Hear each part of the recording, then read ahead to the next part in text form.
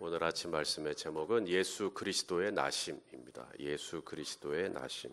18절에 예수 그리스도의 나심은 이러하니라 이렇게 되죠. 예수 그리스도의 나심. 우리가 일기를 씁니다. 일기를 쓸 때 어떤 것들을 이제 기록을 하십니까? 하루 동안 있었던 일들을 시시콜콜한 것을 다 적으시는지요? 언제 먹었다, 어디서 먹었다, 뭘 먹었다,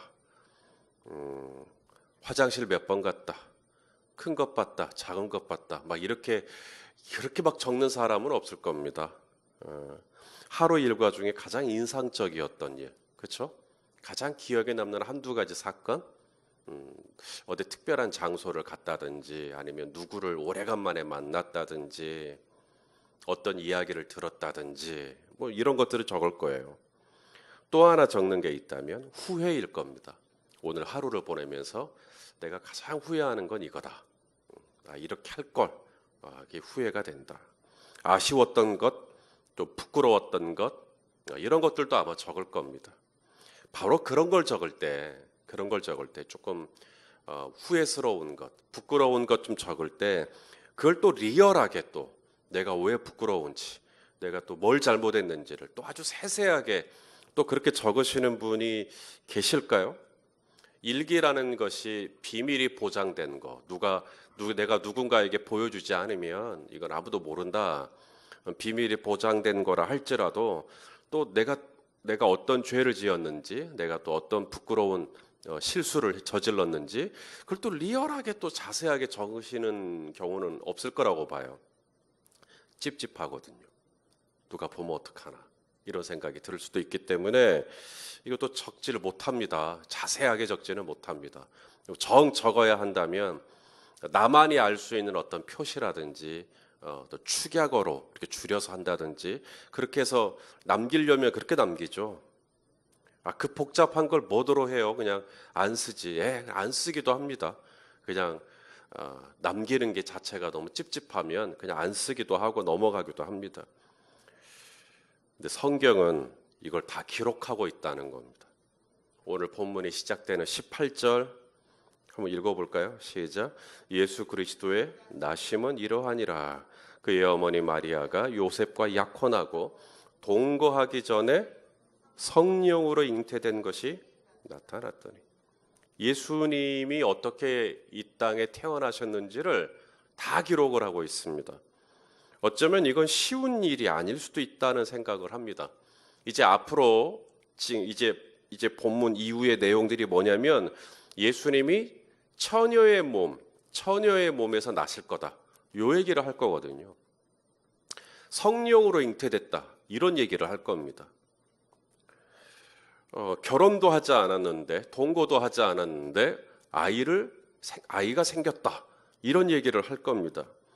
또 그런 아내를 데려오기를 주저하는 요셉에게 천사가 나타났다. 이런 얘기 할 거고요. 또 요셉이 천사를 만날 때 현몽했다. 막 이런 얘기를 지금 하게 될 겁니다. 이런 기록들은 오늘날 믿음을 가진 예수님을 그리스도로 고백하는 우리들에게는 하나도 어색한 이야기가 아닙니다.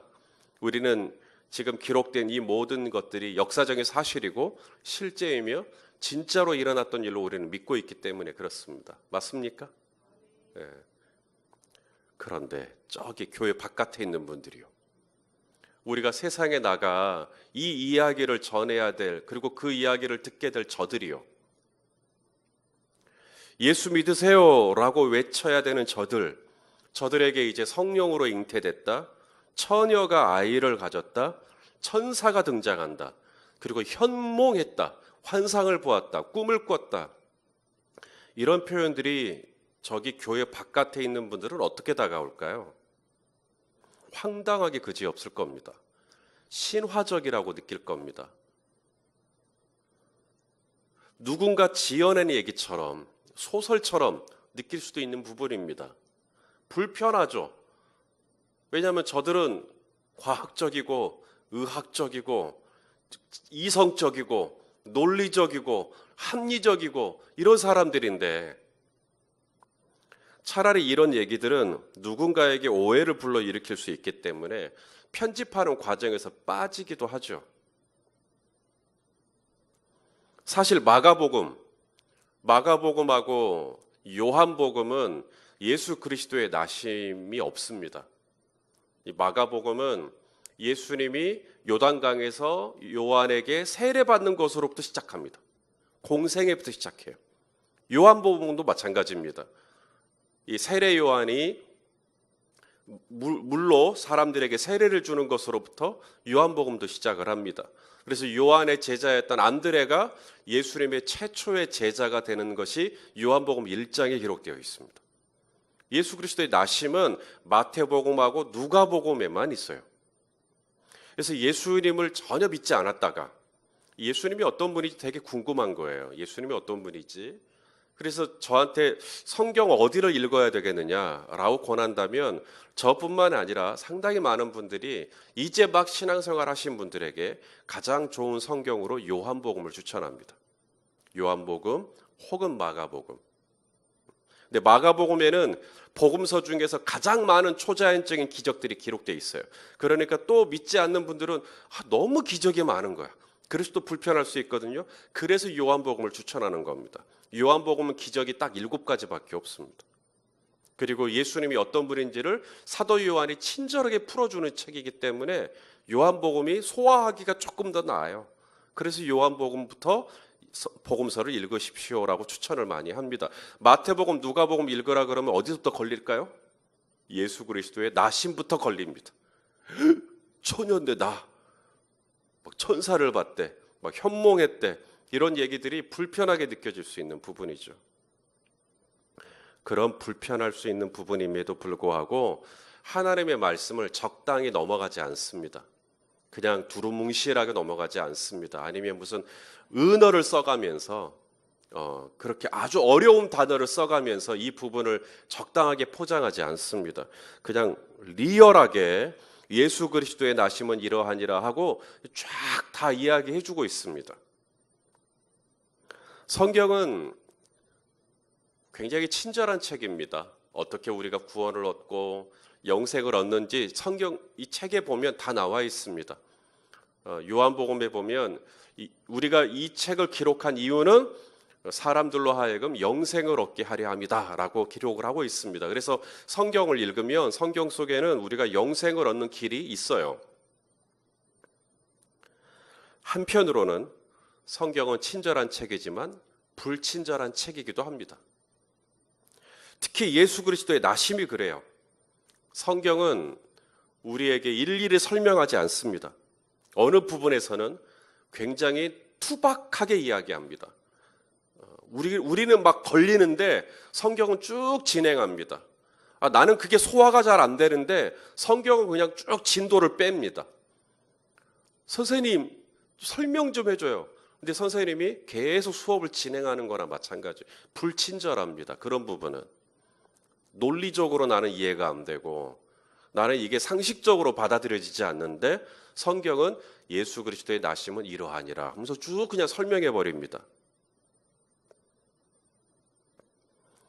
전도는 변론이 아닙니다. 이 변론이라는 것은 전도의 일부이긴 하지만 모든 전도가 변론은 아닙니다. 변론을 특히 잘한 사람이 있어요. 사도 바울입니다. 바울이 진짜 변론 잘합니다. 이 변론, 사도행전 9장 29절에 또 주 예수의 이름으로 담대히 말하고 헬라파 유대인들과 함께 말하며 변론하니 그 사람들이 죽이려고 힘쓰거늘. 변론합니다. 전도하는 게 아니고 변론합니다. 사도행전 17장 17절 회당에서는 유대인과 경건한 사람들과 또 장터에서는 날마다 만나는 사람들과 뭐예요? 변론합니다. 변론. 사도행전 18장 19절 에베소에 와서 그들을 거기 머물게 하고 자기는 회당에 들어가서 유대인들과 뭐 했을까요? 변론합니다. 변론이 뭐죠? 내가 생각하고 있는 어떤 진리, 내가 생각하고 있는 어떤 주제를 설득력 있게 전달하는 게 변론입니다. 전도하는 게 아니고요. 그냥 변론합니다. 변론. 이것은 기본적인 인문학적인 실력을 가지고 있어야 변론이 가능합니다.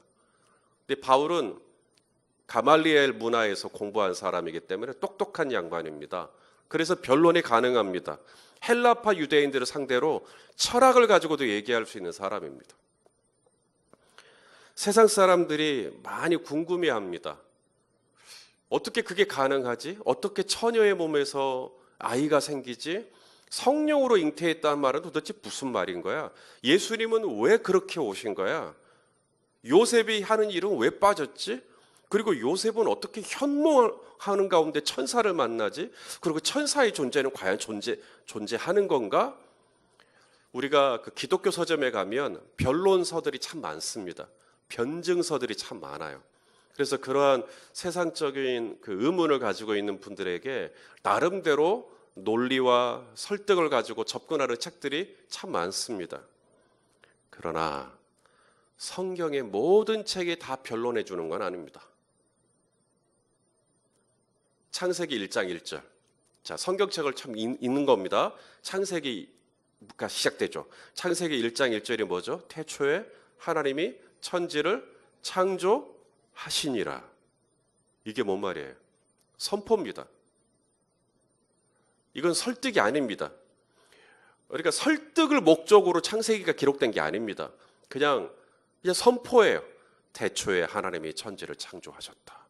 아니, 하나님이 태초에 천지를 창조하셨다는 증거가 이야기가 되거나 뭔가 이런 설명이 되는 게 아니고요. 그냥 창조하셨다. 이렇게 선포부터 시작합니다. 그러니 이게 딱 걸리는 겁니다. 진화된 게 아닌 거야? 천지를 창조하시니라. 예수 그리스도의 나심은 이러하니라. 이것도 선포입니다.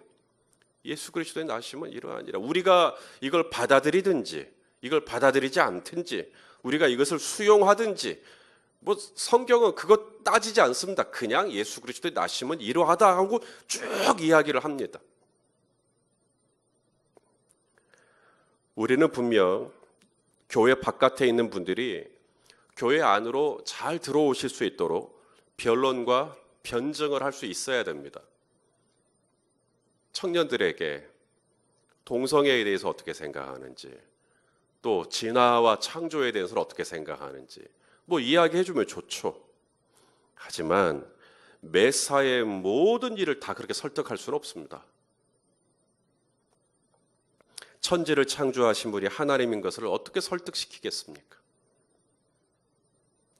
예수님이 성령으로 잉태되어 우리 가운데 오신 것을 어떻게 이성적으로 설명이 가능하겠습니까? 결국 예수 그리스도의 나심, 그리고 이 땅을 하나님이 창조하신 이것은 누구에게 가장 기쁜 일이 되는가? 믿는 사람입니다. 믿는 사람만이 예수 그리스도의 나심이 기쁘고요. 믿는 사람만이 천지를 창조하신 하나님의 창조물을 보면서 감사할 수 있는 거예요. 성경은 뭐라고 말씀합니까? 믿음은 모든 사람의 것이 아니라고 말씀합니다. 예수님도 그랬어요. 마태복음 10장 14절에 누구든지 너희를 영접하지도 아니하고 너희 말을 듣지도 아니하거든. 어떻게 하라고요? 그 집이나 성에서 나가 너희 발의 먼지를 떨어버려라. 우리가 아무리 성경 곳곳을 인용하고 역사적으로 주전이 어떻고 주후가 어떻고 누가 무슨 말을 했고 막 그런 걸 보여주면서 하나님의 말씀이 그러므로 진리다. 하나님의 말씀은 진짜로 사실이다. 하나님은 진짜로 태초에 천지를 창조하셨다. 예수 그리스도의 나심은 이러하다. 라고 우리가 증언해도요. 안 믿을 사람 안 믿습니다. 믿음은 하나님이 주신 고유한 선물이지 사람이 논리적으로 압도당한다고 해서 생겨질 수 있는 특성의 것이 아닙니다. 책상에 앉아서 백날 고전 문헌을 막 파헤친다고 해서 이 믿음이 어느 날 생기는 게 아니에요. 하나님이 주셔야 갖는 거지. 이번 한 주간 오늘부터 시작해서 예수 그리스도의 나심을 묵상하시게 될 겁니다. 매일 성경 본문이 절기 묵상으로 들어갔습니다. 예수님이 이 땅에 인간의 몸을 입고 오셨다. 나를 위하여 이 땅에 나셨다. 구약의 여러 선지자들을 통해 예언하신 바 그 말씀을 성취하시기 위하여 이 땅에 오셨다. 사랑하시는 성도 여러분, 이런 본문들을 읽고 내 안에 불편함이 없고 내 안에 걸림이 없고 내 안에 막힘이 없고 내 안에 이것 때문에 힘들어하지 않고 예수 그리스도의 나심을 읽어 내려가는 데 있어서 나한테 전혀 지장이 없는, 그냥 쭉쭉쭉 소화가 되고 이게 받아들여지고 이것이 아멘 되어지고 이것이 믿어진다는 것, 성도 여러분, 이거 엄청난 은혜 받은 겁니다. 크신 은혜 받은 겁니다. 이것이 그냥 수용되어지는데요. 나는 이것이 막 이렇게 이해가 되어져서 믿는 게 아닙니다. 그냥 나는 이 모든 사실들이 내 안에 받아들여집니다. 아멘입니까? 예. 사실 그렇지 않다면 새벽에 어떻게 나오시겠습니까? 예수 그리스도의 나심은 이러하니라. 저는 이 선포가 참 좋습니다. 그리고 이것을 내가 기쁘게 수용할 수 있는 믿음을 주신 하나님께 감사와 찬양을 드립니다.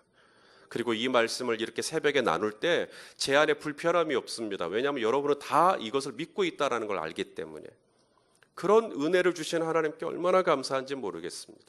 제가 오늘 여러분이 앉아있는 이 앞에 여러분이 무슨 막 저기 그 과학기술대학원, 그래서 막 전혀 이런 쪽으로는 마음이 없는 분들에게 제가 이 설교를 어떻게 하겠습니까? 저는 그런 분들 앞에 가서는 할 얘기가 없습니다. 그러나 우리 성도님들 안에 이미 예수 그리스도의 나심에 대해서 나는 이것을 기쁨으로 적극적으로 나는 인정하고 받아들이고 나는 아멘한다 라고 한다면, 성도 여러분, 이건 엄청난 은혜를 받은 겁니다. 나에게 주신 이 믿음의 은혜, 이 말씀이 말씀으로 내 안에 받아들여질 수 있는 이 믿음 주신 것, 큰 은혜인 줄로 알고 오늘 아침에도 우리 주님을 찬양하실 수 있기를 바랍니다.